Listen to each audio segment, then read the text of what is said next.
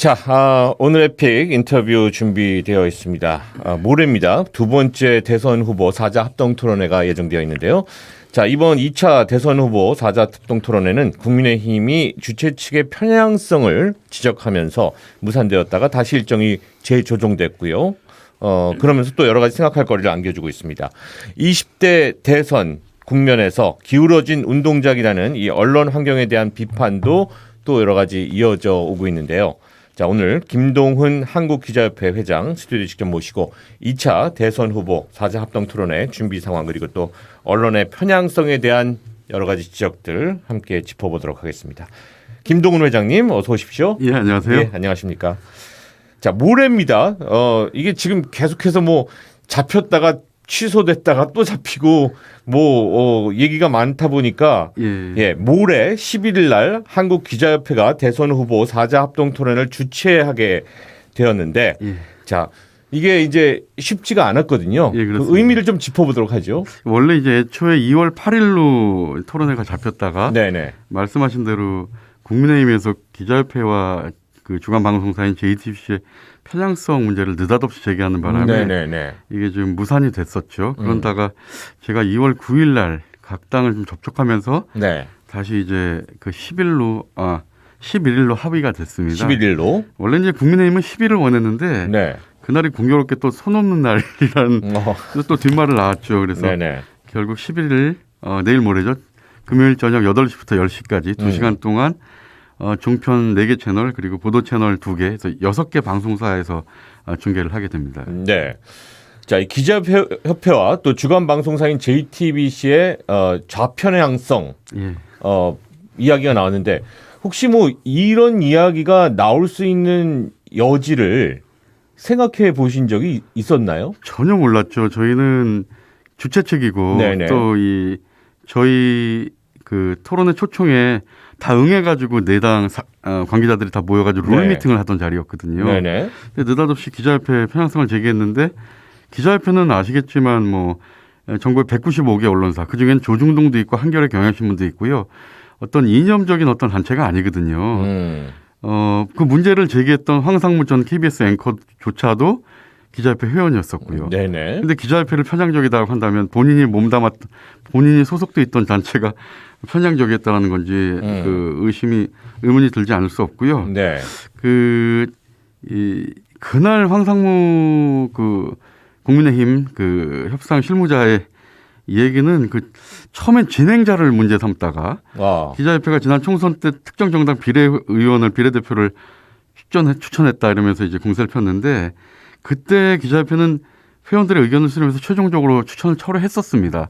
아시겠지만 기자협회는 의사협회나 약사협회처럼 직능 단체이기 때문에 어떤 정당에서든 비례대표 추천 의뢰가 오면 추천을 하고요. 그러니까 그 당시에 국민의힘에서도 추천이 왔다면 아마 거기 성향에 맞는 언론인을 왜냐하면 원내에 그 직능단체 대표가 들어간다는 것은 그 단체의 이해와 요구를 대변하기 때문에 그 어떤 정당이든 대표를 추천을 하는데 어쨌든 간에 그때 기자협회가 최종적으로 회원들의 의견을 수렴해서 추천을 철회했었거든요. 근데 이런 기초적인 사실관계도 파악하지 않고 추천 철회한 사실도 모르고 있었더라고요. 그래서 그 기사를 보여주고 본인이 이제 확인을 못했다면서 잘못을 시인하는 그리고 또 JTBC 같은 경우에도 손석희 사장의 편향성을 들고 나왔는데 지금 손석희 사장이 그렇죠. 지금 현재 사장인 것도 모르고 있더라고요.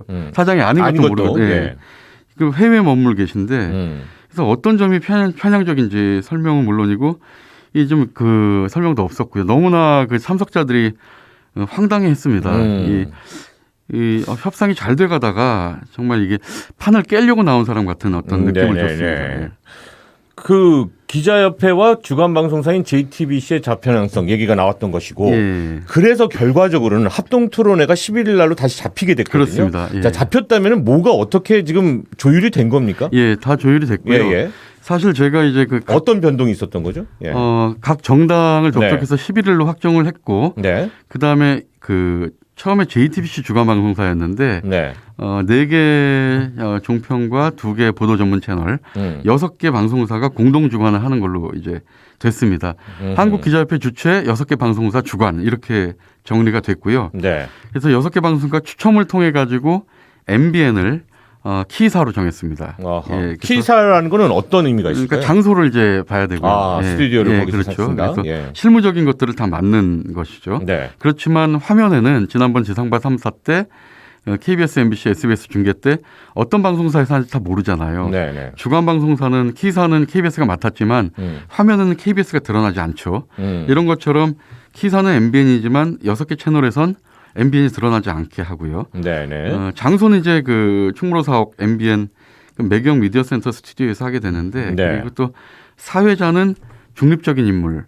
그래서 대학 교수 노동일 경희대 법학전문대학원 교수가 맡기로 했습니다. 네네. 그리고 토론은 이제 추첨을 했는데 이재명, 심상정, 안철수, 윤석열 후보 순으로 진행이 되게 됩니다. 그거는 이제 투표로 정해졌다는. 예, 추첨을 했습니다. 예. 추첨을 통해서 말씀해 주시고 결과적으로는 지금 이제 JTBC 외에 MBN이나 TV조선 뭐 등등의 그렇죠. 채널 A 그리고 또 YTN, 연합뉴스 TV 이렇게 6개 채널입니다. 네. 그렇게 들어와서 이제는 어떻게 보면 이제 이런 부분들에 대한 좌편향이 좀 희석되었다라고 그래도 동의가 된 것 같네요. 그렇죠. 그러니까 이 국민의힘에서 좀 제기했던 문제점에 대해서 지금 어쨌든 간에 그 국민들의 보편적 시청권을 위해서 지난번 지상파 3사가 있기 때문에 이번에는 나머지 6개 채널로 다시 시청을 하게 됩니다. 자, 지난 1차 토론을 보고 난 그 국민들의 전반적인 어떤 반응들이 좀 맹숭맹숭했다. 뭐 이런 얘기들도 있었고요. 그것에 대한 이유는 또 많은 분들이 이게 뭐 전초전, 탐색전 뭐 이런 표현들이 많이 나왔었거든요. 자, 이번 2차 토론 같은 경우는 좀 뜨거워지지 않을까라고 예상을 해보는데 어떤 점에서 좀 기대를 하고 지켜보고 계십니까? 그러니까 쟁점 토론이 좀 많이 진행될 전망인데요. 그러니까 1차 토론 때 다루지 않은 주제를 좀 우선적으로 넣었습니다. 그래서 2030 청년 정책. 그러니까 2030이 이번 대선에 거의 뭐 캐스팅 보트 역할을 하고 있잖아요. 그래서 그 문제하고 또 지난번 토론 때 코로나 방역과 관련된 얘기를 못했어요. 그래서 이걸 주제 토론을 넣었고 또 자유 토론이 있는데 자유 토론에서 이제 그 밖의 주제들을 오히려 자유 토론에서 굉장한 어떤 공방이 예상되고요. 지난번에 그 주도권을 쥔 후보자가 상대 3명 중에 2명 이상에게 질문을 하는데 특정 1인에게만 이 질문을 쏟아붓다가 거의 시간이 다 돼서 유식적으로 다른 한 분한테 질문을 했잖아요. 그래서 이번에는 최소 주도권자가 질문할 때 1분이 남았을 때까지 2명 이상의 질문을 안 할 시에는 사회자가 개입해서 재고지를 하는 그렇게 좀 바꿨습니다.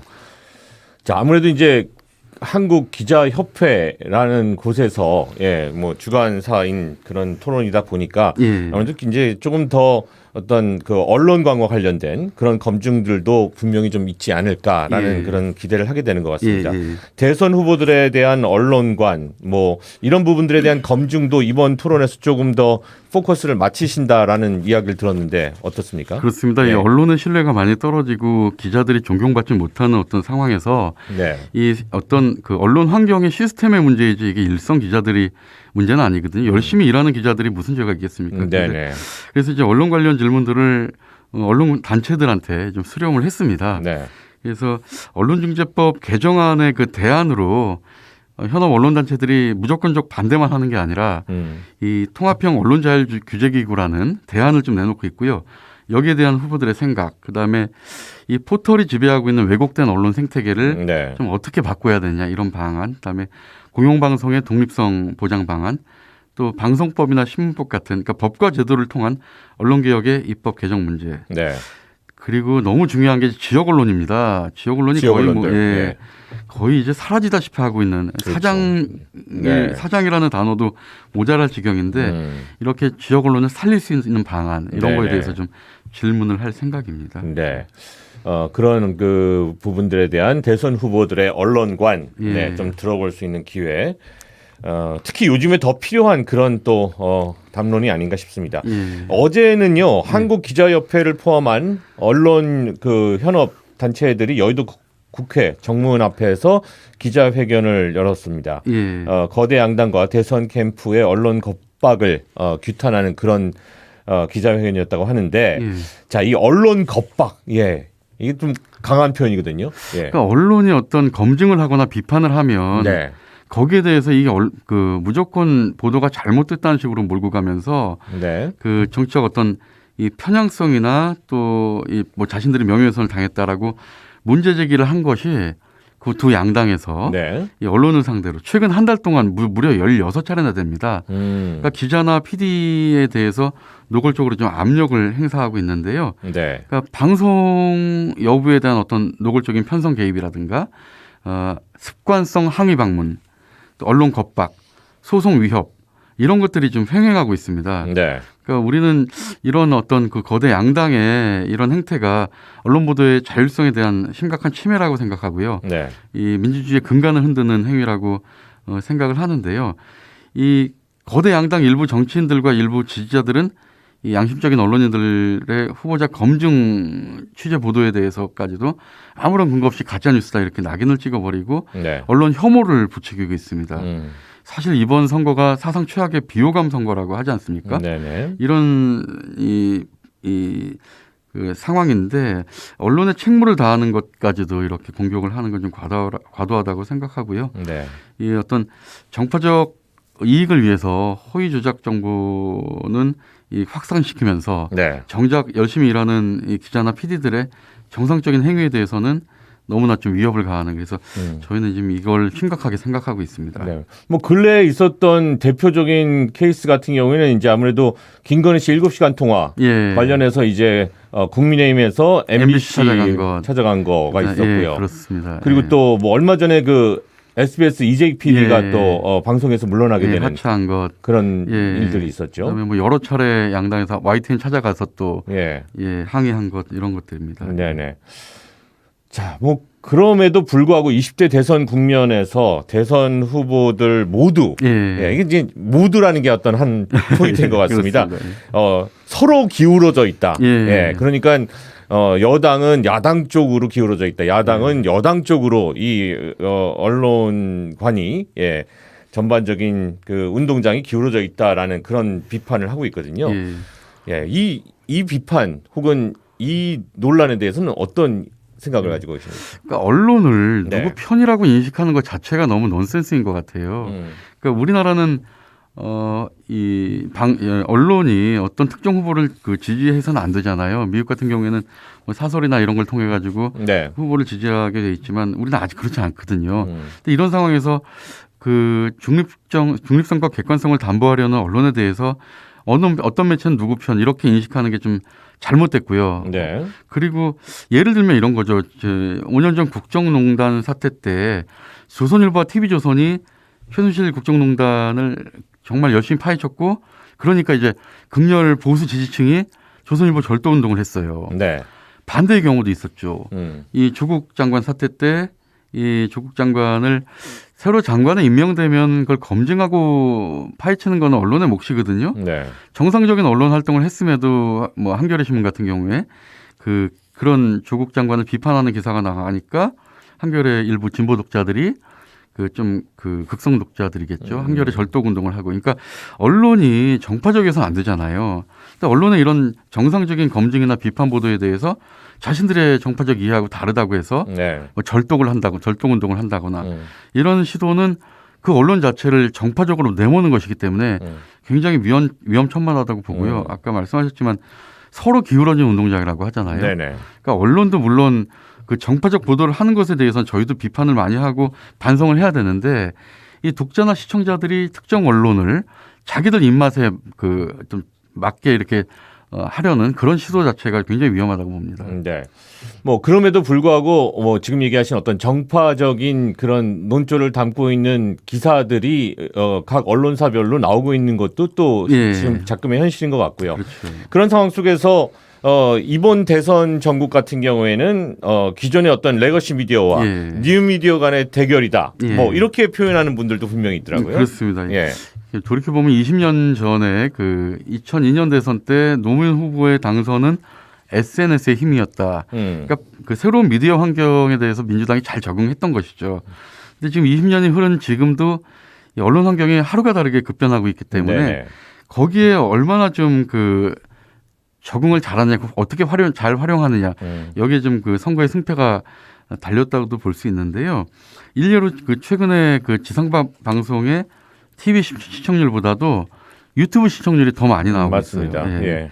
이런 새로운 플랫폼을 활용하는 이 변화된 언론 환경에 어떻게 적응하느냐가 클 것 같고요. 네. 근데 문제는 그 유튜브라든가 이런 걸 통해서 가짜 뉴스가 많이 횡행하고 있잖아요. 네네. 그러니까 이게 좀 상당히 위험천만하고 여기에 또 어떻게 대응하느냐가 굉장히 좀 중요할 것 같습니다. 네. 언론계 자체 내에서의 어떤 자정 노력들 이것도 분명히 필요한 부분이 아닐까 싶은데 그렇습니다. 어떤 게 좀 가능할까요? 저희 언론 현업단체들은 그 언론의 신뢰를 그 회복하기 위해서는 언론 스스로 허위 조작 정보에 대해서 단호하게 대처하고 또 우리 스스로 이것을 빨리 인터넷에서 기사를 삭제해가지고 피해 회복을 최소화하고 빨리 해야 된다 이런 생각을 가지고 있습니다. 지금의 언론중재위원회라든가 거기서 중재가 되더라도 시간이 너무 오래 걸리고요. 네네. 또 결렬되면 또 소송까지 진행하지 않습니까? 그러면 언론 피해자들에 대한 피해 회복이 너무 늦습니다.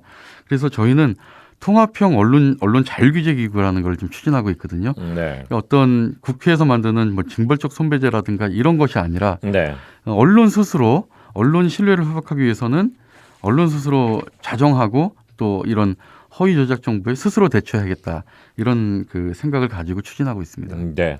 그런 것들이 좀 잘 이루어져야 할 텐데라는 생각이 들면서 자, 2차 대선 후보 합동 토론회 뭐 주관사인 거죠, 그러니까. 예. 그러니까 저희가 한국기자협회가 주체고요. 주체. 예, 6개 방송사가 주관이 됩니다. 네. 좀 좋은 토론이 될 수 있도록 잘 부탁드리겠습니다. 김동훈 회장님과 함께 이야기 나눠봤습니다. 고맙습니다. 예, 감사합니다.